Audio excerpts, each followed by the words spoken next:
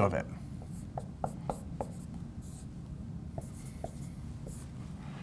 And when you do the absolute value, you can do the absolute value on the top and bottom.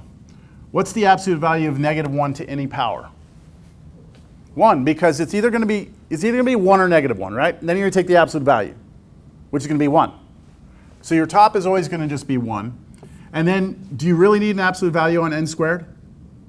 No, because n squared is always positive. So that's the same as this, isn't it? Yeah, that's the absolute value. And now take the limit of this. Limit as n goes to infinity of this. And I hope that's obvious that that's 0. Right? That's 0.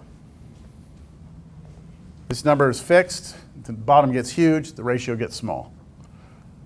Therefore, right, I need a conclusion here. Therefore, what does the theorem tell me? The original one goes to 0 as well.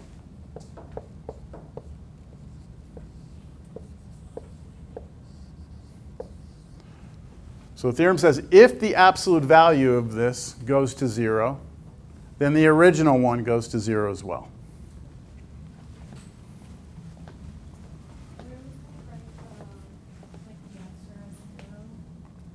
If you're asking, yeah, if it does converge and you have an answer, you do. If you're using a theorem or something like this, you want to go back and draw your final conclusion. Because if you just do this, see, here's the problem. If you just write this and say that's your answer, well, you haven't answered the question. We're not asking what 1 over n squared does. We're asking what -1 to the n over n squared does. The theorem says absolute value of that, if it goes to 0, then you can conclude that the original one went to 0 as well. You have to make that final conclusion. Draw your final conclusion. Ooh, this is a nice one.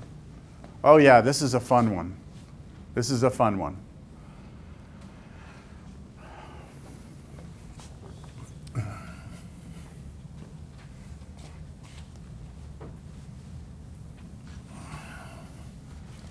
Find the limit as n goes to infinity of n factorial over n to the n.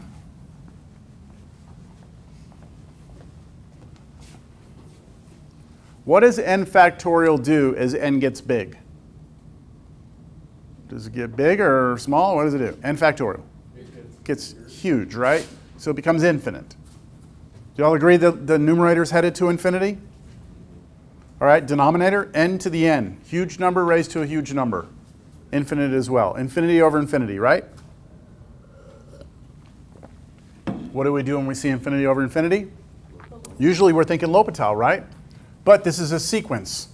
So we would have to convert it to a function, wouldn't we? We have a problem. If we convert this to a function, what's the problem? Who can identify what the problem is? You want to use L'Hopital, right? Oops. What's the problem? You don't know how to take derivative of x factorial, and that's because you can't, because factorial is only defined on the non-negative integers, right? Because we're not using gamma here, right? And how would you even differentiate that integral? Oh, yeah, so this is not happening because you don't know how to take the derivative of that, right? So L'Hopital is off the table. L'Hopital is off the table. So I'm gonna just have to show you. This is one of those problems where I just have to show it to you, all right? And then you're going to be like, oh, okay. What I'm going to do is I'm going to employ the squeeze theorem. But before I even talk squeeze theorem, let me just take this expression. Let's just figure out if we can write out what it means, right? So what does n factorial over n to the n really mean? Well, n factorial is n times n minus 1 times n minus 2 times n minus 3 times ... right? And I get all the way down to 1, right? Eventually. And then the number in front of that would be a 2, and in front of that would be a 3, and so on and so forth, right? That's what n factorial is. Depending on n, right? That's what it is. And then the bottom, what's n to the n power mean? What's n squared mean? N times n. What's n cubed mean? N times n times n. What's n to the n mean? N times n times, n times, n times, n. How many times? N times. So I have n times n times n times n times n, dot, dot, dot. Very last one is n. How many of these do we have? How many n's do we have? We're not taking a limit yet. We have n of these, right? There's n of those. How many factors are here? Like if I did 5 factorial, how many factors are here? 1, 2, 3, 4, 5. So there's 5 numbers here, right? So if I do n factorial, how many numbers are here? There's n numbers, right? So what I want you to see is that for every one of these, they line up directly on top. I could put these directly on top, just like this. See that? Every one of these matches up. There's an n down here, n down here. You with me? Okay. So you've got this perfect alignment of something on top with the bottom. Now, do you agree with me that no matter what, this is bigger than or equal to 0? Is that true? Yeah, because that's positive. Like, there's no way this is negative, right? So greater than or equal to 0, for sure. Now what I'm going to do over here is I'm going to try and make this smaller than or equal to something. And the thing that I put here, I want to try and prove to you that this right here goes to 0 as n goes to infinity. And then what I will show you is that these two things live between 0. Or this thing lives between 0, which means that that has to go to 0. So how do I convince you of this? Well, let me write this. You'll see this piece right here? I'm going to put that right here, 1 over n. Okay? So far, I'm saying that this right here is bigger than this. Ignore that for right now. Do y'all agree that this is true? 1 over n is less than or equal to 1 over n. That true? Yes? Okay, now let's look at the rest of it. What can you tell me about all of these numbers? Like 2 over n, 3 over n, 4 over n. What can you tell me about them? They're all smaller or bigger than 1? Smaller than 1. Except for the very last one. What's this last one? Okay, so can we ignore it? That's a 1. Who cares, right? But do you agree that number's smaller than 1? Smaller than 1, smaller than 1, smaller than 1, smaller than 1. All of these, right? Smaller than 1. So if I take a number that's smaller than 1 and multiply a number that's smaller than 1 together, that's still smaller than 1, isn't it? And smaller than 1, smaller than 1, smaller. So all these numbers together are definitely smaller than 1. Agreed? So if I put a 1 in front of this, do you agree now that that's bigger than that? Because this 1 is bigger than all this stuff, right? The 1 over n is the same, right? The 1 over n is the same. And then this 1 is bigger than everything here. And so this side should be bigger than or equal to that. Do you agree or not? Yeah? And now I just apply the squeeze theorem. The squeeze theorem says if you're trying to figure out what something does, then you try and squeeze it between two things. And then take the limit, let n go to infinity.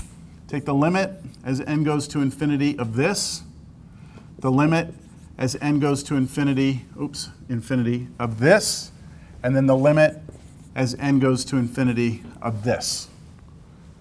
Now, what's the limit of a constant? The constant, right? So you get 0 is less than or equal to. This limit right here, right? This limit right here is the limit I'm trying to find. That's the original problem. Right? That's the original problem. But I know that must be less than or equal to the limit of this one. But what's this limit? 0. So that means that 0 must be less than or equal to the thing we're looking for, which must be less than or equal to 0. And the only way to be between 0 and 0 is if there's 0, which means the limit is 0. It's a tricky problem. All right, that's why I'm showing it to you.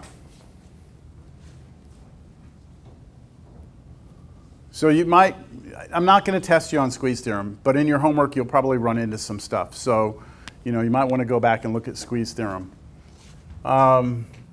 Let's see, conclusion.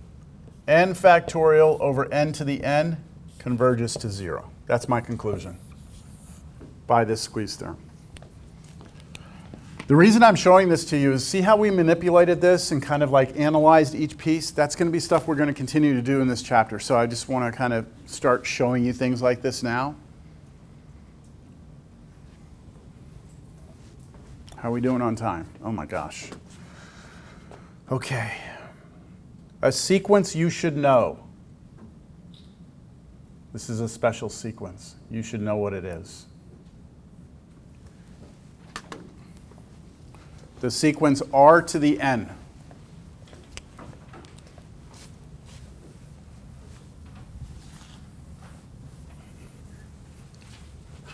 The sequence a sub n equals r to the n. Earlier I introduced this and I said k to the n earlier, but I want us to look at it and replace the k with r. All right, this sequence everyone here needs to be comfortable with. You need to know what it does when you take its limit.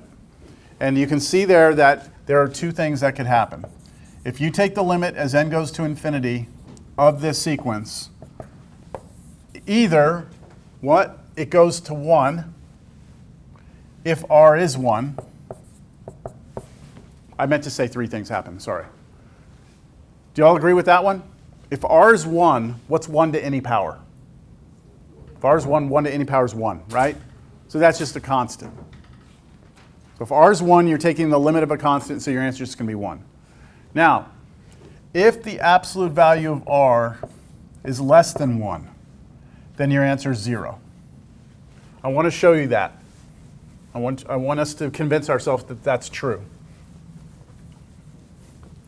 Somebody give me an r that's less than 1.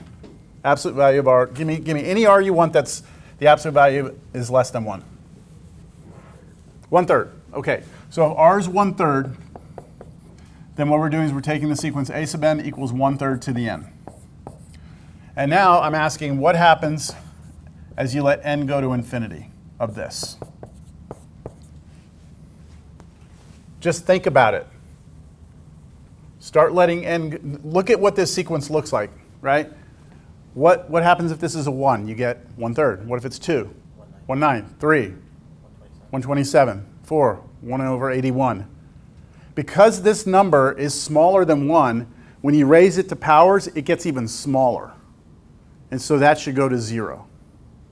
So long as this number is less than 1, the absolute value, then as you raise it to bigger and bigger powers, it vanishes away. You could actually look at the sequence if you wanted to. 1/3, 1/9, 1/27, 1 over 81. Sorry, it keeps going, right? What's happening to this sequence? It's headed to what? These numbers are getting smaller and smaller and smaller. Headed to where? 0. And that's what this is saying. That if you ever have a number to the power n, right, that as long as the absolute value of that number is less than 1, you're guaranteed that this sequence will converge to 0. Now, if the absolute value of r is greater than 1, now I don't have that on there, but it's going to diverge. It diverges. And you could do that one with another example. Somebody give me an r with the absolute value greater than 1. 2. Okay, so if r is 2, 2 to the n, right? Oh, sorry, r is 2. We do 2 to the n here. What would 2 to the n look like as a sequence? 2, 4, 8, 16, 32, 64. What's happening? It's growing, it's diverging. It's not headed to a number, is it? It's becoming infinite, infinitely big. So it diverges. Those are the three different results that can happen when you have a number raised to a power. Question? What's up? That's greater than 1, right? Greater than 1. Absolute value of r greater than 1. So we have the three cases. If r is 1, the sequence converges to 1. If the absolute value of r is less than 1, the sequence converges to 0. And if the absolute value of r is greater than 1, it diverges, becomes infinite. So, like if r is a -6, because the absolute value of -6 is 6, it would diverge. It would diverge, exactly. So if r was negative 6, right, then we're doing, our sequence would be negative 6 to the n, right? That's what it would be. Let's just list out what that would be. So raise that to the first power, we get negative 6. Now square it. 36. Now cube it. Negative, right? It'll be negative. Why is it negative? Because we're doing 3 negatives together. 2.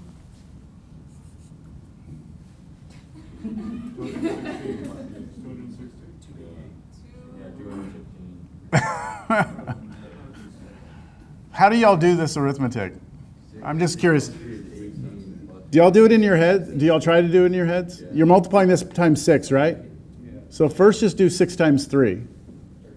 180. And then add 6 times 6. What? Was it? 6 times 3 is 18, not 180. But you're multiplying by the 3 in the tens position. Oh, shit. Right? Right? 6 times the 3, that's the 180. And then you add to it the 6 times the 6, which is 36. Sorry, I wasn't clear on that. Right? Well, everybody does this differently, you know? Like, everyone does, right? Most of y'all are from the generation where you just go to the calculator, right? I mean, and then some, I mean, it's all depend on, I was talking to my algebra class about this yesterday. Like, it's nobody's fault that people have become dependent on calculators to do arithmetic. But there's so much that you lose when you're always turning the calculator. So I was very sure, like I was very adamant that my daughter would go to a school where they had to do arithmetic. Like they had to do arithmetic. She can do all this multiplication better than I can. I can't even, like I get to certain things and I'm like, slow down. She's like super fast. And it's because it's a way of thinking. It's not necessarily like that, yes, you can get the answer with a calculator. Who cares? It's just the way that your brain processes information and the speed at which it processes. So, anyway, okay, so what is it? 216? Okay, 216. And then we keep going, right? And what's happening to this? These are getting bigger, right? But it'll be big negative, big negative, big positive, big negative, big positive. It's not headed to a number, so it diverges. Okay, that answers your question. All righty. All right. Okay, we have a definition of an increasing and a decreasing sequence. This is going to be quick. We should be able to knock this out easily because it's visual and I don't think it's very tough. Look at that sequence right there, those two sequences. As you move from left to right, the bluish one is increasing, right? Because it goes up as you move from left to right. More importantly, to increase, look at that inequality right there. Increasing sequence means that a sub n is less than a sub n plus 1. What this means is that if you go to any place in the sequence, n, any number in the sequence, and you look at the one after it, a sub n plus 1, the number after it, this number should be bigger than that one. That would be increasing, right? Decreasing would be the opposite, where if you look at the nth one, the next one's smaller, and that's the other one, decreasing. It's the same idea with functions, right? Increasing function, decreasing function. An increasing function goes up from left to right. Decreasing function goes down from left to right. All right, good?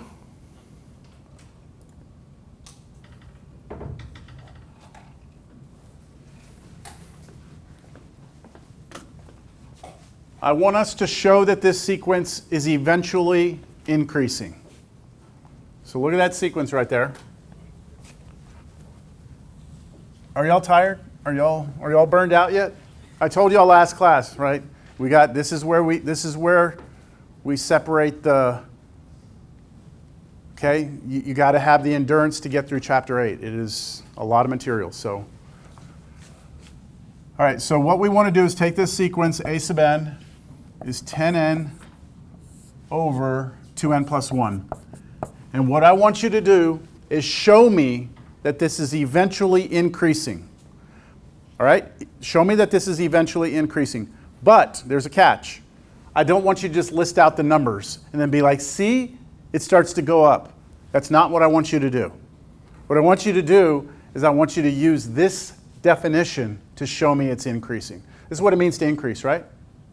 So I'm going to use this definition to show that that's eventually increasing. So for a lot of you, this is the first time you've ever seen this, so pay attention. We're going to need this later. So here's what I'm going to do. I'm going to write want to show, WTS, want to show, want to show. You've learned two new notations today. Therefore, want to show. So what do I want to show? I want to show it's increasing, right?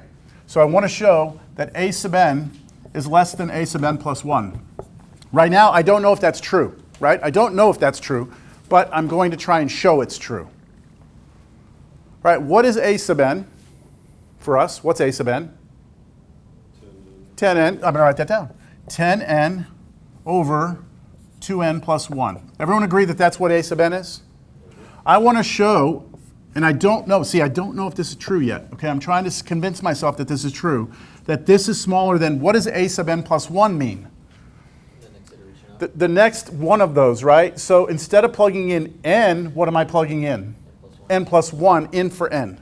So I'm going to write 10 parentheses n plus 1, close parentheses, over 2 parentheses n plus 1, close parentheses, plus 1.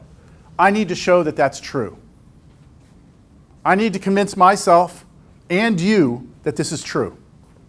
Right now, I don't know if it is, all right? So here I'm going to go try and convince you and myself that that's true. Y'all get it? I don't know if this is true. I'm trying to show it is. Okay, so here's what I do. Yep. That's the subscript. Yes, it's not a sub n plus 1. It's not that. Yeah, it's the subscript. Very good question. This plus 1 is down here in the subscript of the a. All right, on the right side, I'm going to distribute the 10. And on the bottom, I'm going to distribute the 2. All right, just doing some algebra now. So this is 10n over 2n plus 1 less than 10n plus 10 over 2n plus 3. All right, I need to somehow convince myself that this is true. So what I'm going to do now is kind of what you would call like a cross multiply. I'm clearing the fractions. I'm going to multiply both sides by 2n plus 3. And then I'm simultaneously going to multiply both sides by 2n plus 1. And what that does is cancel things out. And it looks like cross multiplication, which is what's taught in like algebra classes. But really, you're clearing the fractions. Now, you have to be careful. In algebra, when you're dealing with inequalities, sometimes you have to flip the inequality over, right? If you ever multiply by a negative number, the inequality flips. How do I know that I don't have to flip? There's no negatives. How do you know? 2n plus 3. 2n plus 3, right? Remember, n is restricted to be what? 1, 2, 3, 4, 5. This is a positive number for sure. 2n plus 1 is also positive. So when I clear the fractions, cross multiply, I don't have to worry about flipping. Okay? So I'm going to have this and this, essentially. 10n times 2n plus 3, is that less than 10n plus 10 times 2n plus 1? So is that true? I still don't know, do I? I don't know. I can't look at that and tell. So let's do this. Let's distribute. And then here we have to FOIL. So we get 20n squared plus 60n is less than, that's just distributing. Why did I do 60? I don't know why I did 60. It's 30, right? 20n squared, 30n. Over here, 20n squared again.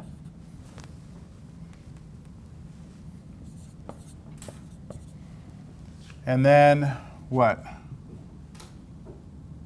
10n plus another 20n, 30n, and then plus 10? Okay. Ooh, I believe that I can subtract things on both sides and they go away, don't they? I can subtract 20n squared, they're gone. I can subtract 30n, they're gone. On the left I have 0, on the right-hand side I have what? 10. Is 10 bigger than 0? Yes. Which means that what I started with was true, because I concluded with something that's true. So I've shown that this is an increasing sequence by verifying the inequality was correct. Yes? So we should have to, that's the end of the This is it right here. Since this is true, I've shown that this inequality is correct all the time, which means that it is always an increasing sequence. So we don't need to write that it's always increasing. Yeah, I mean, I want to show it. I've shown it. I guess you don't have to. You could restate it, but I mean, you've shown it at this point. Yeah. Yes. So in discrete mathematics, a lot of this is In what? discrete mathematics. Uh-huh. So is it okay if I use some of the practices from that for this? Sure. Because immediately I recognize that I can use some stuff. Yeah, that's fine. Yeah, you can use other tools. Yep. Yeah, there's sometimes more efficient ways. Okay, yes? So a subscript n, that can be interpreted as being you're multiplying into the parentheses? A subscript n Yes. can For be, instance, you had 2n at the bottom, right? You just multiply n, you can just multiply n to. are you talking about this one or this one? This over here? Yes. A sub n, this right here is just what I was given in the beginning of the problem. I was given, right, show a sub n equals that is increasing. So this is the formula for the sequence that was given to me. Now, to show something's increasing means I have to show this. So I write that down, and I ask myself, is it true that this is the case? So a sub n is the original formula given to me, right? Let me back up a step. If I asked you right now, what's a sub 2? Okay, I give you this, and I say, what's a sub 2? You plug 2 in for n, right? So if I said, what's a sub n, you plug in n, and that's this, right? And now I say, what's a sub n plus 1? You plug n plus 1 in here and here, and that's this. And now you have to show that that's true. Better? Okay. All right, next concept. We're almost done. Next concept, bounded sequences. I have 6 minutes. Again, this is very visual, so I think you'll be okay with it. A sequence is said to be bounded above if there's some capital M such that the sequence is always less than or equal to M. All right, look at the picture. Look at that sequence. Look at this sequence right here. Do you all agree that that sequence is bounded above? In other words, there's a ceiling it never passes, right? It never goes past that line, that capital M. That would be a sequence where we refer to it as being bounded above. Okay, just some number we never go past. Bounded below would be if our sequence had some number below it that always stayed underneath the sequence, that it never went below that number. So bounded above, ceiling, bounded below is like a floor. As long as your sequences stay between, well, no, stay below the ceiling, then you're bounded above. Stay above the floor, you're bounded below. All right? Now, if a sequence is bounded above and below, it is called a bounded sequence. Okay, if it's bounded below, above and below, so if you've got a ceiling and a floor, it's called a bounded sequence.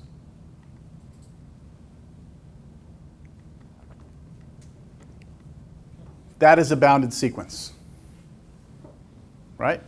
That's bounded. All those dots live between a ceiling and a floor. And that leads us to our final theorem of the day, which is called the monotonic sequence theorem. And let me tell you what the theorem is verbally before I show it to you. What if I told you that I had a sequence? What if I told you that a sub n was bounded? Okay?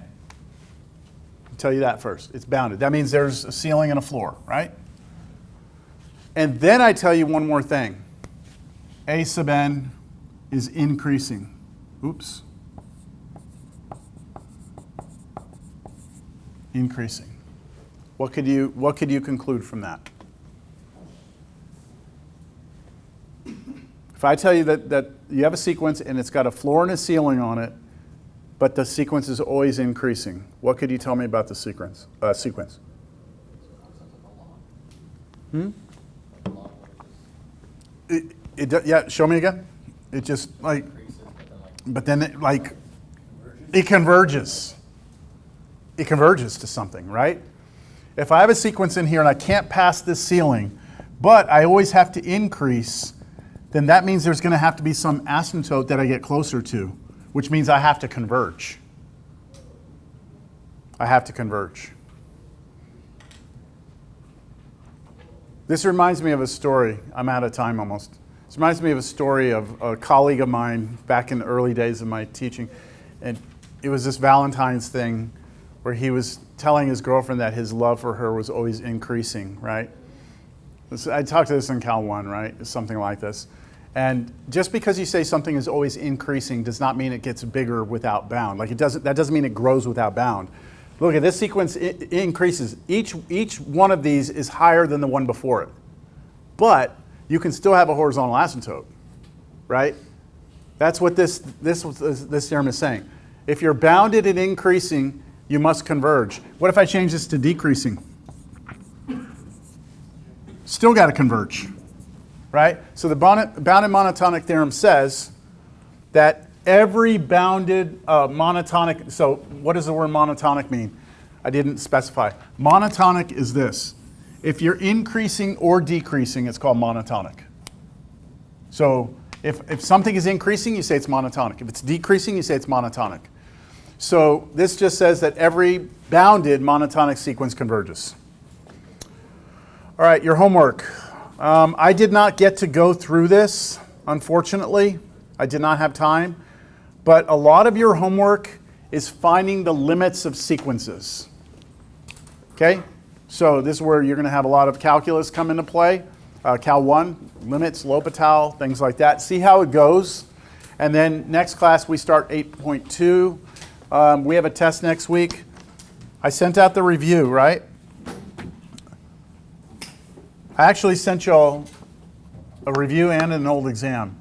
And if you look at it, there's stuff on that from what we covered today, and I do intend on that being on the test.